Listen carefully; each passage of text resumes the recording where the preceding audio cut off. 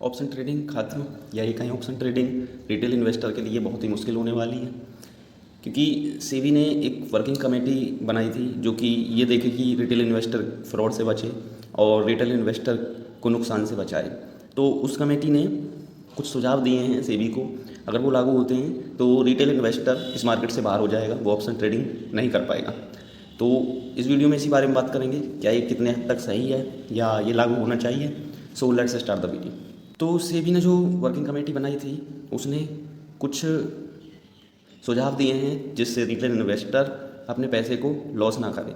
तो उसमें सबसे पहला जो है वो ये है कि ऑप्शन के जो डेरिवेटिव हैं उसके मार्जिन को 20 से 30 लाख कर दिया जाए, जो कि पहले 5 लाख था।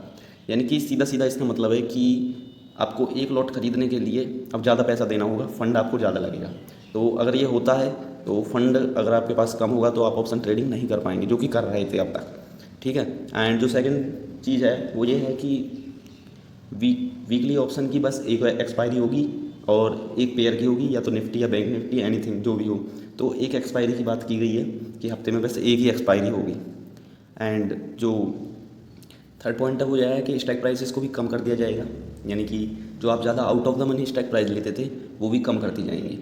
तो ये जो हैं ये उस कमेटी ने सुझाव दिए हैं, अभी तक ये लागू नहीं हुए हैं और ये चल रहा है सारा का सारा, आप इसे ऑनलाइन रीड कर सकते हैं। तो इसके क्या फ़ायदे हैं या क्या नुकसान है, तो इसका सिंपल है कि सेबी रिटेल इन्वेस्टर को मार्केट से बाहर कर देगा अगर ये चीज़ें आती हैं, क्योंकि फंड की ज़्यादा ज़रूरत होगी, ऊपर से आप एक्सपायरी कम होंगी तो आप हीरो टू जीरो नहीं कर पाएंगे। हालांकि ये बहुत हद तक सही भी है, लेकिन फिर भी जो करते हैं उनके लिए मुश्किल हो जाएगी। एंड कम स्टॉक प्राइस तो इन्होंने बेकार, ये तो मुझे अच्छा नहीं लगा। कम स्टॉक प्राइस होने की वजह से आउट ऑफ द मनी आप मार्जिन, यानी कि आप आउट ऑफ द मनी नहीं खरीद पाएंगे ज़्यादा, तो वो भी एक नेगेटिव साइन है। एंड मार्जिन भी बढ़ाना कोई अच्छा सजेशन नहीं है।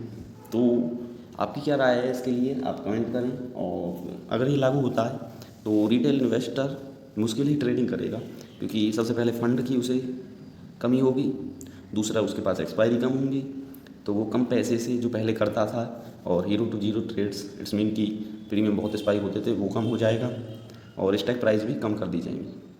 तो ये अभी सजेशन है, बट आपकी इसके ऊपर क्या राय है कमेंट करें एंड देखते हैं क्या होता है।